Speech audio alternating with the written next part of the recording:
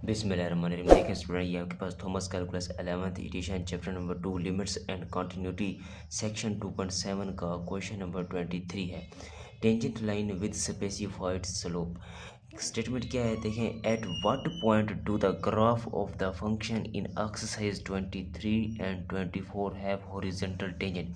के एक्सरसाइज में क्वेश्चन 23 और 24 में फंक्शन के ग्राफ के किस पॉइंट के ऊपर आपका हॉरिजॉन्टल टेंजेंट है। तो इसको सॉल्व करने के लिए मैं आपको इस तरह से समझाता हूँ। देखें, सबसे पहले आप क्या करेंगे, आपने हॉरिजॉन्टल टेंजेंट का मतलब होता है आपके पास स्लोप क्या है, वहाँ पर उस कर्व का स्लोप क्या है, ज़ीरो है। स्लोप को ज़ीरो रखेंगे, फिर स्लोप का फार्मूला लगाएंगे, वहाँ से x की वैल्यू निकलेगी, x की वैल्यू वापस इस फंक्शन में पुट करेंगे तो y की वैल्यू निकलेगी, तो एक पॉइंट मिल जाएगा। हम कहेंगे उस पॉइंट के ऊपर हमारे फंक्शन का कर्व या फंक्शन का ग्राफ जो है वो क्या है, हॉरिजॉन्टल टेंजेंट है। तो हॉरिजॉन्टल टेंजेंट को भी समझते हैं। तो सबसे पहले देखें, ये आपके पास क्वेश्चन नंबर 23 है, इसको किस तरह से सोल्व करेंगे स्टेप बाय स्टेप। तो मैं सबसे पहले स्लोप के फार्मूले के लिए इसे मैं कुछ इस तरह से करता हूँ, इस x में मैं प्लस h को ऐड कर देता हूँ तो क्या बनेगा, देखिए F of x plus H क्या बनेगा। अगर आपके पास एफ ऑफ एक्स ये है तो F of x plus H क्या बनेगा, वो x के अंदर h को ऐड कर देना है आपने, x प्लस एच उसका square plus 4 into x plus H, और ये -1 को आपने वैसे ही लिखा रहने देना है। अब आपने स्लोप का फार्मूला लगाना है स्टूडेंट। तो स्लोप का फार्मूला किस तरह से लगाते हैं आपको पता है, तो मैं यहाँ पे लिखता हूँ at horizontal tangent slope m is equal to 0। हमें पता है कि हॉरिजॉन्टल टेंजेंट के ऊपर हमारा स्लोप क्या है, 0 है। क्योंकि स्टूडेंट अगर आपके पास कोई कर्व है, उस कर्व के ऊपर अगर आपने कोई हॉरिजॉन्टल टेंजेंट ड्रॉ किया है तो इसका मतलब ये है कि उस कर्व के पॉइंट के ऊपर आपने जो हॉरिजॉन्टली लाइन या टेंजेंट जो ड्रॉ किया है उसका जो स्लोप है उस पॉइंट के ऊपर, उस लाइन का जो स्लोप है वो क्या है, 0 है। एक हॉरिजॉन्टल टेंजेंट का जो स्लोप होता है वो क्या होता है, 0 होता है, क्योंकि ये एक लाइन होती है और लाइन का कोई स्लोप नहीं है। अब देखें, अब स्लोप 0 है तो अब हमने उस स्लोप का फार्मूला लगाना है। तो मैं यहाँ लिखता हूँ स्लोप का फार्मूला क्या होता है आपके पास, लिमिट h अप्रोचेज टू 0, ठीक है, और इसमें से इस चीज़ को सब्ट्रैक्ट करना होता है, यानी कि F of x plus H minus का एफ ऑफ एक्स और होल इसको डिवाइड करना होता है h के ऊपर। तो ये m की जगह ये चीज़ आ गई, इक्वल टू को मैं वैसे लिखता हूँ, 0 को भी मैं वैसे लिखता हूँ, ठीक है। अब आपने इसको सोल्व करना है स्टूडेंट, यहाँ से x की वैल्यू निकल आएगी।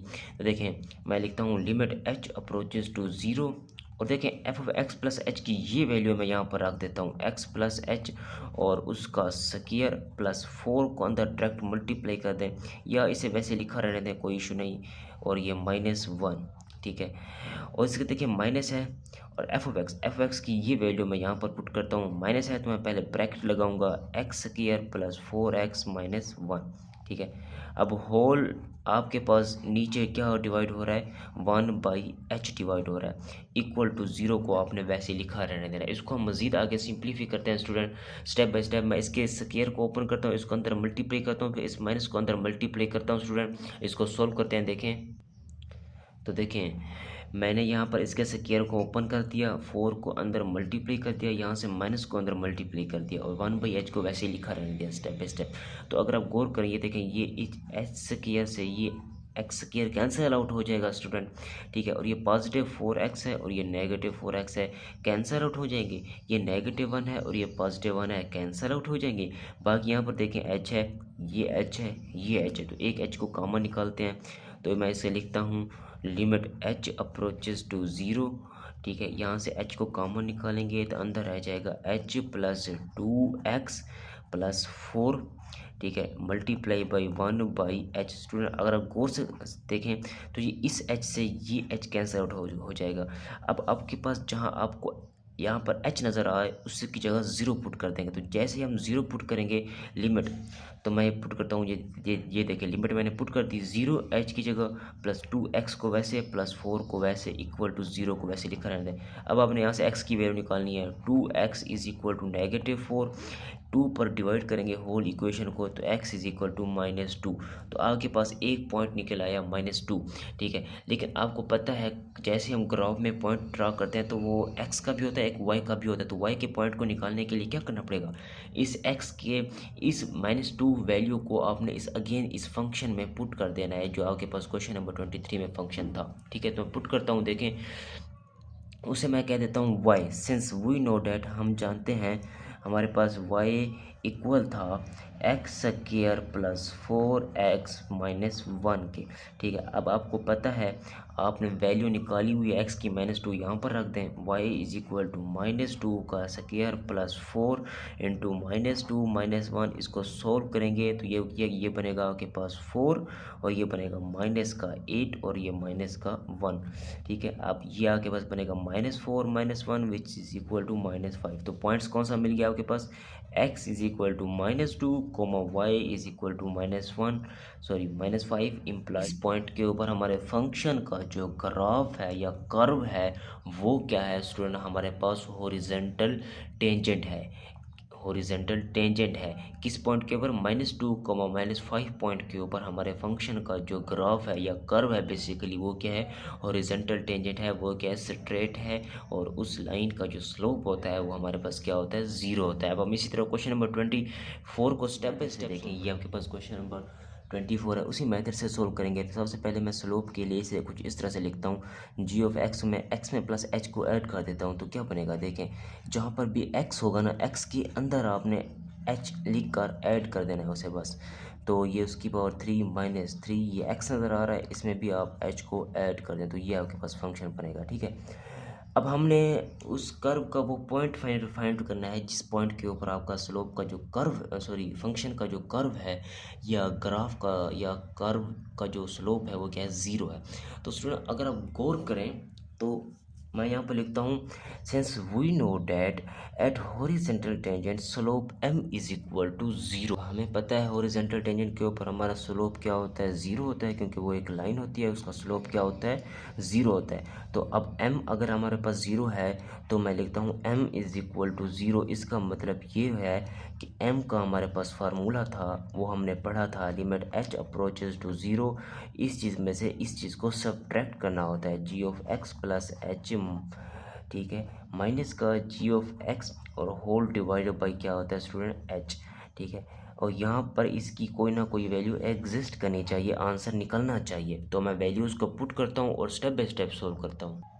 तो स्टूडेंट देखें, आप वैल्यूज़ को पुट करें, आपके पास है लिमिट h अप्रोचेज टू 0, ठीक है, इसकी वैल्यू आपने निकाली हुई है, ये रखी है, ये आप पुट करें x प्लस h और उसकी पावर 3 माइनस का 3 इंटू एक्स प्लस h, और फिर माइनस g(x) की ये वैल्यू यहाँ पर मैं माइनस की वजह से ब्रैकेट लगा लेता हूँ, x की पावर 3 माइनस 3x, ठीक है, और होल डिवाइडेड बाई क्या है आपके पास h है, तो बगैर इस चीज़ के कि मैं इस h को यहाँ पर लिख देता हूँ, ये देखें ये 1/h इज इक्वल टू 0। अब इसको हम मज़ीद इसके क्यूब के फार्मूले को ओपन करेंगे। पहले क्वेश्चन में हमने स्क्वायर के फार्मूले को ओपन करते थे, अब क्यूब का फार्मूला भी लगाना पड़ेगा यहाँ पर, तो लगाते हैं। देखें लिमिट h अप्रोच टू 0, क्योंकि देखें अगर मैं h की जगह 0 पुट कर दूँ ना तो समथिंग ओवर 0 फिर आपको पता है अनडिफाइंड इन्फिनिटी निकल के आएगा, हमें लिमिट की यूनिक फाइनाइट वैल्यू चाहिए कोई ना कोई, तो इसीलिए हम इसके h को, इस नीचे वाले h को किसी न किसी तरीके से ख़त्म कर रहे हैं। तो x की पावर 3 प्लस h की power 3 plus 3hx into x plus h, तो ये मैंने किसका फार्मूला लगाया, क्यूब का। -3 को अंदर मल्टीप्लाई करें, -3x माइनस 3h, माइनस को अंदर मल्टीप्लाई करें, x की पावर 3, ये माइनस और ये माइनस मिलके पॉजिटिव हो जाएंगे, 3x बन जाएगा, ठीक है। और ये मैं इसी तरह ब्रैकेट को लिखा रहने देता हूँ क्योंकि मेरे पास बाहर 1/h है, इक्वल टू 0 को आपने वैसे ही लिखा रहने देना है स्टूडेंट। अब यहाँ पर कैंसिल आउट करें, टर्म्स कैंसिल आउट होते हैं स्टूडेंट। अगर आप गौर करें, ये देखें ये पॉजिटिव x की पावर 3 है और ये नेगेटिव x की पावर 3 है, कैंसिल आउट हो जाएंगे ना, ये नेगेटिव 3x है, ये पॉजिटिव 3x है, कैंसिल आउट हो जाएंगे ना। मज़ीद इसको आगे सॉल्व करते हैं।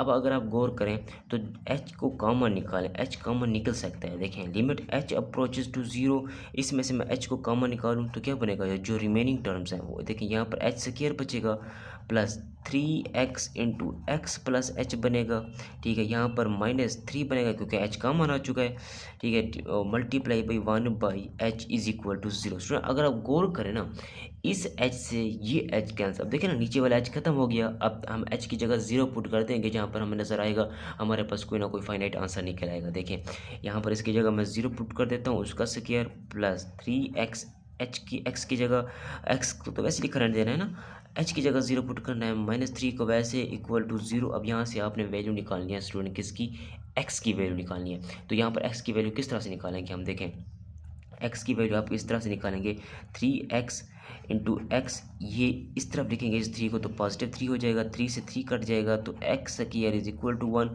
इट मीन x की वैल्यू आपके पास किसके इक्वल आई है स्टूडेंट, 1 के। अब हमें एक और भी पॉइंट भी तो फाइंड आउट करना है स्टूडेंट। पहले हमारे पास था एफ ऑफ एक्स, अब हमारे पास क्या है, जी ऑफ एक्स है। एफ ऑफ एक्स को भी हमने वाई कहा था, अब जी ऑफ एक्स को भी हम क्या क्या क्या कहेंगे, वाई कहेंगे। तो एक्स की पावर 3 माइनस 3x, एक्स की वैल्यू आपने निकाली हुई है 1, वो यहाँ पर पुट करेंगे तो आंसर आएगा -2। तो इसका मतलब ये हुआ कि आपके पास पॉइंट कौन सा मिला, 1.1 और 1.-2। तो इस पॉइंट के ऊपर आपके पास इस फंक्शन का जो कर्व है वो क्या है, हॉरिजॉन्टल टेंजेंट है, जिसके ऊपर स्लोप क्या है, 0 है।